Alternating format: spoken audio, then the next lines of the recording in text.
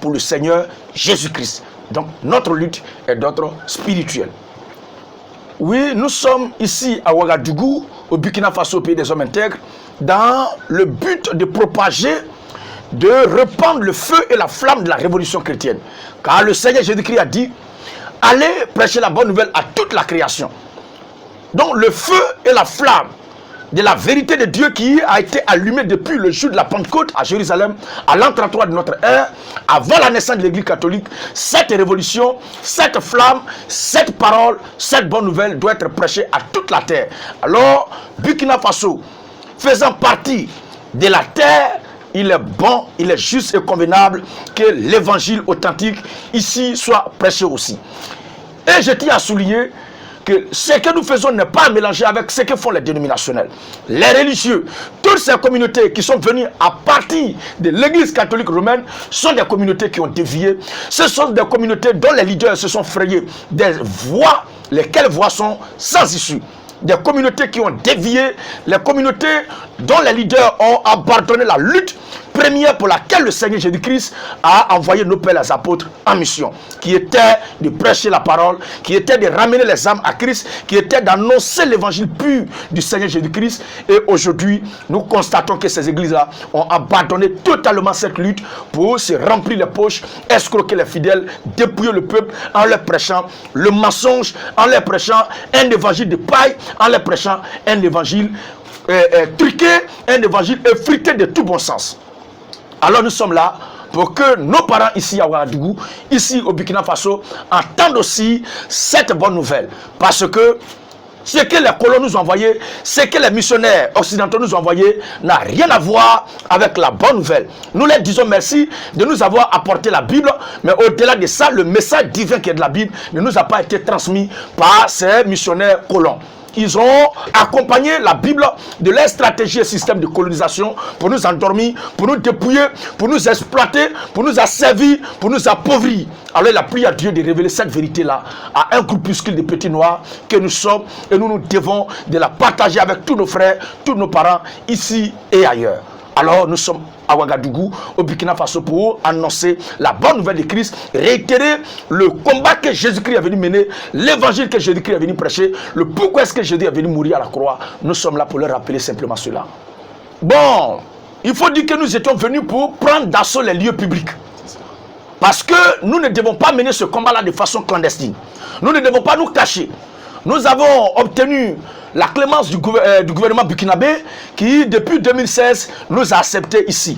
Alors, les balises étant déposées, il était question cette fois-ci de se tenir sur les places publiques, dans les amphithéâtres, dans les campus universitaires et partout où il y a le rassemblement d'hommes pour que tout le monde entende cette vérité-là. Et si lieu même valait-il de confronter cette doctrine-là à d'autres réalités qui sont ici et à tout ce que ces pasteurs, ces prêches-là prêtent. Alors, nous devions les confronter à cette vérité-là publiquement dans des débats d'idées et non pas dans la violence physique. Mais avec l'avènement de l'histoire du coronavirus, le gouvernement a pris une décision qui était d'éviter tout rassemblement public, tout brassage de population et les universités, les amphithéâtres et les campus universitaires, les cités universitaires étant fermés. Nous nous devons de respecter exclusivement à la décision de l'État. Car la Bible dit de se soumettre aux autorités. Puisque dans la décision qui a été prise, ce n'est pas une doctrine qui a été décidée par l'État pour nous être imposée pour dire c'est ce que vous devez prêcher qui est là, vous ne devez pas prêcher telle chose. Mais c'est une décision qui va dans le bien-être de toute la population. Alors nous devons de ne pas désobéir, de ne pas violer ce décret gouvernemental-là. C'est ça un peu qui nous a cloisonné. Mais ce n'est qu'une partie remise. Nous croyons que cette histoire de coronavirus va passer et nous reviendrons encore à la charge. Mais pour ce qui concerne les endroits de prière, nous avons une assemblée ici à Ouagadougou, à Padoua, au quartier Ouaga Inter. Et là-bas, les numéros sont disponibles. Et le serviteur de Dieu, le pasteur Sawadogo Kwasi André, je crois très bien qu'il est là pour recevoir tous ses frères, toutes ses soeurs qui ont des préoccupations, qui veulent voir comment est-ce qu'il faut adorer Dieu véritablement. Il va les recevoir. Nous ne croyons pas à la capacité de coronavirus au milieu chrétien. Là où nous nous rassemblons, nous croyons que Dieu est au contrôle. Toute maladie a été créée par Dieu. Tout ce qui existe a été créé par Dieu. Nous ne croyons pas que cette pensée sectaire qui est de rejeter son frère, de cloisonner son frère, puisse encore avoir de la place dans l'église, dans le corps de Christ. Jésus-Christ a pris toutes les mesures qu'il faut pour que les chrétiens soient en sécurité lorsqu'ils s'y rassemblent. Parce que la Bible dit, là où 2 3 sont assemblés à mon nom, je suis au milieu d'eux, a dit le Seigneur Jésus-Christ. Et la mesure de précaution que nous avons prise, c'est la présence du Seigneur Jésus-Christ. Je dis très bien, en milieu chrétien, nous nous confions uniquement qu'à Dieu. Parce que les blancs même qui ont des précautions et qui agissent par prévention et par anticipation sur long terme, qui déjà font des provisions en termes de médicaments et de traitements, ils ont été surpris par cette histoire. Et jusqu'à cette heure, il y a plus de morts chez eux. Ceux qui nous ont envoyé la médecine avec tous ces médicaments, les produits qu'on utilise là, il y a plus de morts parmi eux qu'ici en Afrique. Et eux-mêmes sont choqués de savoir que pourquoi est-ce que le cas de coronavirus ne fait pas assez de victimes en Afrique, et puis c'est ici chez eux que ça se passe. Tout cela pour montrer que quand Dieu envoie sur la terre un jugement, il ne regarde pas au traitement ni aux médicaments, mais ça vient pour sévir. Lisons un peu Matthieu 24. C'est que l'Écriture nous avait dit, les prophéties concernant ces choses-là. Matthieu 24, 6. Oui. Vous entendrez parler de guerre. Vous entendez parler de guerre. Et de bruit de guerre. Donc la guerre ici n'est pas prédéfinie. Il n'est pas forcément guerre de fusils, de bombes atomiques, de la détonation des armes, du crépitement des armes, ce que je veux dire. Mais il est question de guerre. Quelle sorte de guerre? C'est Dieu seul qui connaît la nature de la guerre. Oh, il y a la guerre bactériologique, il y a la guerre aussi politique, il y a la guerre économique, il y a la guerre aussi militaire. Donc, toutes ces choses qui se passent, l'Écriture avait prophétisé cela déjà. Vas-y. Vous entendrez parler de guerre et de bruit de guerre. Vous entendrez parler de guerre, de bruit de guerre. Mais gardez-vous d'être troublés. Gardez-vous d'être troublés. Car il faut que ces choses arrivent. Il faut que ces choses, le Seigneur nous avait déjà prévenus. Le Seigneur nous avait déjà avertis. Le Seigneur nous avait déjà mis en garde. Le Seigneur déjà nous avait éveillé l'esprit de savoir que ces choses allaient se passer. Oui.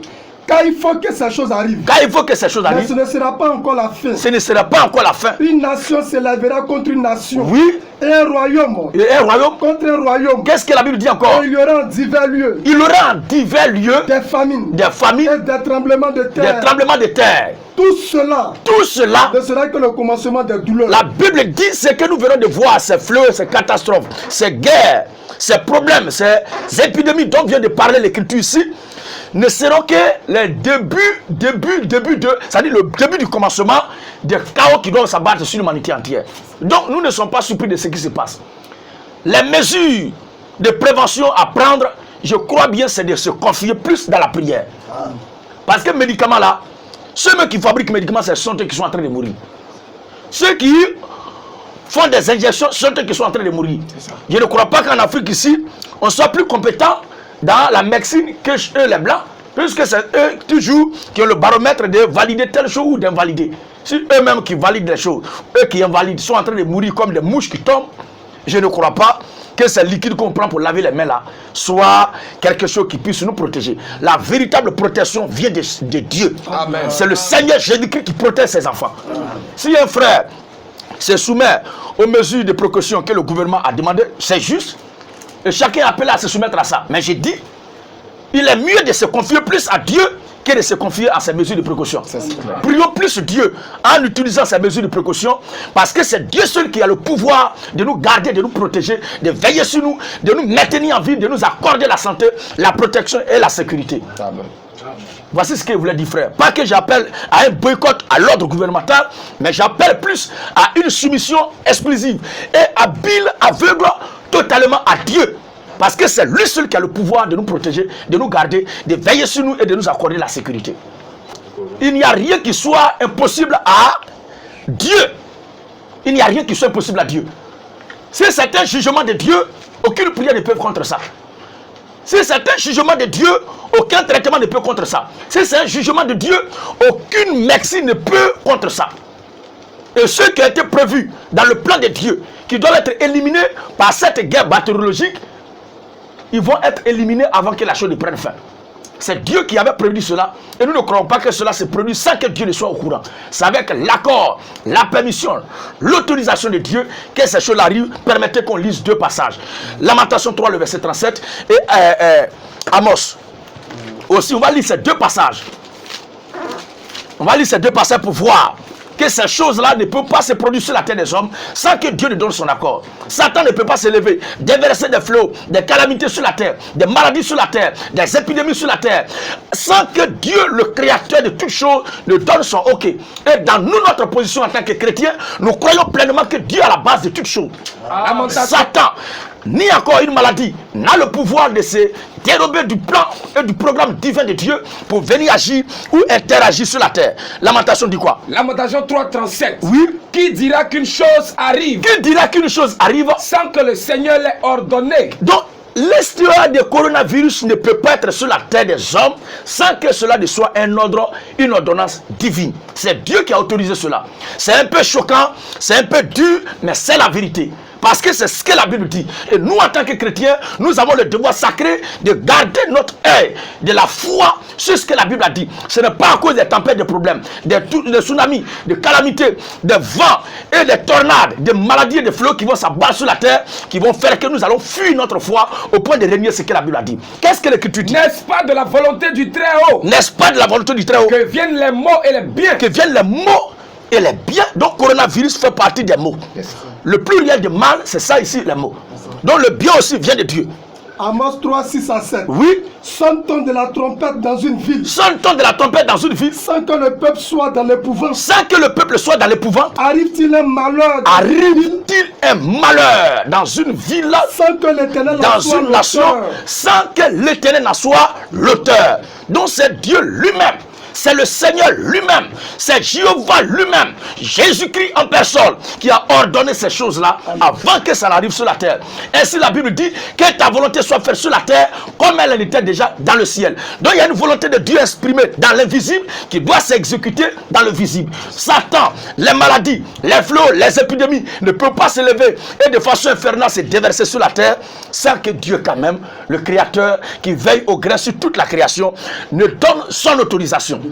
Deutéronome 32, le verset 39 dit quoi? Deutéronome 32-39. La Bible dit quoi? Sachez donc Alors, peuple burkinabé, peuple africain, peuple de la terre, sachez donc que c'est moi qui suis Dieu que c'est moi qui suis Dieu. et qu'il n'y a point de Dieu près de moi. Et nous profitons pour dire à bas la Trinité. Il y a des communautés où on croit à l'existence de trois dieux. C'est une monstruosité incontestable qui vient tout droit du Vatican. C'est ça. Alors sachez donc que c'est moi qui suis Dieu, Et qu'il n'y a point de Dieu près de moi. qu'il n'y a point de Dieu près de moi. Je fais vivre Je fais vivre et je fais mourir. et je fais mourir. Je blesse Je blesse. et je guéris. Qu'est-ce que Dieu dit? Et personne Personne. ne délivre de ma main. Donc tout a été créé par Dieu. Tout a été amené à l'existence par Dieu. Cette histoire de coronavirus n'échappe pas à Dieu. Tout a été la volonté parfaite de Dieu. C'est lui qui a bien permis cela. Alors, le meilleur remède et efficace remède, c'est de se recommander à Dieu. Parce que si c'était un médicament véritablement qui sauvait l'homme de cette situation, aucun blanc ne mourrait dans cette situation-là. Mais c'est Dieu lui seul qui a le droit de vie ou de mort sur la création tout entière que nous constituons. Daniel 4, le verset 35. Daniel 4:35. Oui. Tous les habitants de la terre Tous les habitants de la terre, ne sont aux yeux de Dieu qu'un néant. Job chapitre 1, verset 6 jusqu'au verset 8. Et même Job parlait avec sa femme. Oui, vas-y. Tous les habitants de la terre Ne sont aux yeux de Dieu qu'un néant. ne sont aux yeux de Dieu que zéro. Dieu agit Dieu agit. comme il lui plaît. Dans le plan de Dieu, il y a des gens qui l'avaient prévu, qui devaient quitter la terre de cette façon-là actuellement. C'est dur ce que je dis. C'est difficile ce que je dis. Mais si nous sommes chrétiens, nous devons croire ce que la Bible a dit. Nous avons l'obligation, nous avons l'impérieux devoir d'accepter la parole sainte. Si nous sommes véritablement croyants. Autrement, on est libre de retourner dans nos bois sacrés. Et là, on n'a pas affaire à ce que la Bible a dit. Alors la Bible dit, Tous les habitants de la terre tous les habitants de la terre ne sont aux yeux de Dieu qu'un néant. ne sont aux yeux de Dieu que zéro. Dieu agit Dieu agit comme il lui plaît. comme il lui plaît. Avec l'armée des cieux. Donc l'armée, quand on parle d'une armée, une armée, son travail c'est de faire quoi? Les gens appellent Dieu éternel des armées. Et quand les fléaux, les morts, les malheurs arrivent, les gens sont surpris. Mais vous appelez Dieu éternel des armées. On doit utiliser les armes. Ça ne doit pas être là seulement. Quand le temps arrive d'utiliser, il faut utiliser ça. Donc quand les gens que Dieu a prévus, qui doivent être éliminés par cette maladie, par cette épidémie, vont totalement être éliminés de la terre, je crois que Dieu lui-même s'en chargera de retirer la chose. Oui, frère. Dieu agit avec l'armée des cieux. Dieu agit avec l'armée des cieux Et avec les habitants de la terre. et avec les habitants de la terre. Et il n'y a personne qui résiste à sa main. Il n'y a personne qui résiste à sa main Et qui lui dise. et qui lui dise, Que fais-tu? que fais-tu? Amen. Job dit quoi? Job 1:6. Job chapitre 1, le verset 6. Oh, les fils de Dieu. Et là, cela montre clairement que l'armée des cieux et les habitants de la terre sont en la possession de Dieu. Amen. Et c'est lui qui les exploite, qui les utilise comme bon lui semble. Et c'est lui qui les conduit comme lui veut. Satan ne peut pas se lever de lui-même avec ses démons pour aller faire quelque chose. Que ce soit les anges bienveillants et les anges malveillants, tous sont au contrôle, au service de Dieu. L'Écriture dit quoi? Oh, les fils de Dieu. Oh, les fils de Dieu, Un jour se présenter devant l'Éternel. vers un jour se présenter devant l'Éternel. Et Satan vint aussi au milieu Le d'eux. diable est venu au milieu des fils de Dieu. L'Éternel dit à Satan, Je vais vous faire remarquer quelque chose ici, pour montrer qu'aucun malheur ne peut se dérouler sur la terre des hommes, ne peut s'accomplir sur la terre des hommes. Aucun problème, aucune difficulté ne peut arriver sur cette terre sans que cela ne soit un décret divin. Et c'est à partir de la volonté de Dieu que la chose se produit sur la terre. Et Satan lui-même, avant de venir agir pour déverser le coronavirus, ou une maladie, ou un fléau, une épidémie, dans la vie d'un peuple ou d'une personne, une nation, qu'est-ce que la Bible dit? Il va d'abord consulter Dieu. Oui, Satan vint aussi au milieu d'eux. Satan va aussi au milieu d'eux. L'Éternel dit à Satan, L'Éternel dit à Satan, d'où viens-tu? d'où Et viens-tu? Satan répondit à l'Éternel, Satan répondit à de l'Éternel. parcourir la terre et de m'y promener. Satan parcourt la terre pour faire le rapport de la situation sur la terre. Qui aurait cru? Dans nos églises, dans nos communautés, on nous a toujours dit que Satan est ennemi de Dieu. Là où il y a Dieu, Satan ne peut pas s'approcher. Le jour où les deux se croisent, c'est la guerre. La guerre, le crépitement des armes. Parce que des ennemis déterminés de tous les temps se sont croisés. Mais malheureusement, la religion nous a trompés. Et la vérité de Dieu étant ce qu'elle est, regardez ce que l'Écriture dit. L'Éternel dit à Satan, L'Éternel dit à Satan, as-tu remarqué mon serviteur Job? est-ce que tu as remarqué mon serviteur Job? Il n'y a personne comme lui sur la Il n'y a terre. personne comme lui sur la terre. Et Satan répondit à l'Éternel, Satan répondit à l'Éternel, est-ce d'une manière désintéressée que Job est-ce craint Dieu? que c'est pour rien que Job te craint? Ne l'as-tu pas protégé? Dont la véritable protection vient de Dieu. Satan, le diable, il confesse que la protection vient de Dieu. Il dit que c'est Dieu qui protège Job. Ce n'est pas médicaments, ce ne sont pas les fétiches, ce ne sont pas les gris-gris, ce ne sont pas les vaccins, ce n'est pas la médecine, mais la véritable protection vient de Dieu. Satan lui-même qui a été créé pour être l'accusant distingué du mal, confesse que c'est Dieu qui protège l'homme. Alors pourquoi le peuple ne doit pas se confier à Dieu et placer sa confiance aveuglement à la médecine? Prions plus Dieu en utilisant les médicaments. Prions plus Dieu en faisant les vaccins.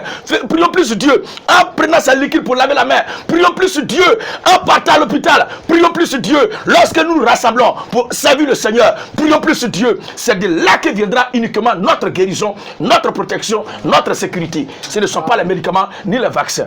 Que Dieu veille sur Burkina Faso, que le Seigneur garde l'Afrique tout entière et que la paix de Dieu qui est exprimée dans la vérité, dans le véritable évangile du Seigneur Jésus-Christ, soit le partage de tout le peuple de Dieu d'ici et d'ailleurs. Shalom à tous. Amen.